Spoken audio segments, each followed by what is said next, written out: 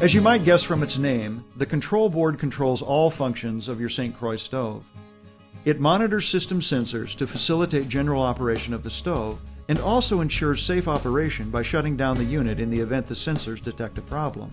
Let's take a closer look at the control board.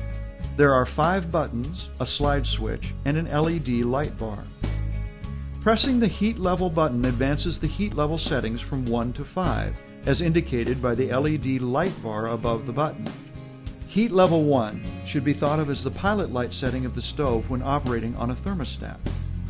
The on-off button turns the stove on and off in manual or T-stat mode. You do not need to use the on-off button in smart stat mode, as the thermostat controls the stove. The on-off button is also used to reset the control board after it has sensed a problem and is flashing a diagnostic code. In all modes, the on-off light will flash during ignition until proof of fire is established, at which point the light will remain steady. In T-stat or smart stat mode, the on-off light will also flash when the stove goes into pilot. When the stove returns to heating mode, the light will once again stay on. The only other time the on-off light will flash is when in smart stat mode after the stove has completely shut down. The auger button lets you manually feed fuel into the burn pot to prime it on startup or as needed. There are 2 options on the board for fine-tuning the lowest setting on your stove. Most of the time, the factory settings are perfectly adequate.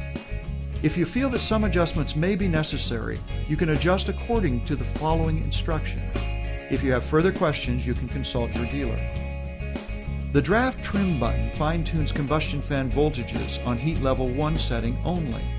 This is used to control excessive draft conditions, such as when your stove is connected to a tall vertical chimney.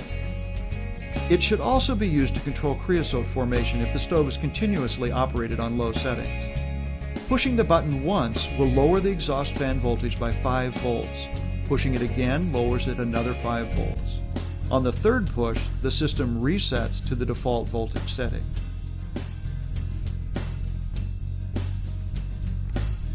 The feed trim button adjusts the fuel feed rate on heat level 1 only. Pushing the feed trim button will switch between 3 different adjustments. The normal or default setting is indicated when only the first LED light is lit. The low setting is indicated when the first and 4th LED lights are lit. This setting reduces heat output, but will also create more buildup on the glass. The high setting is indicated when the 1st and 5th LED lights are lit.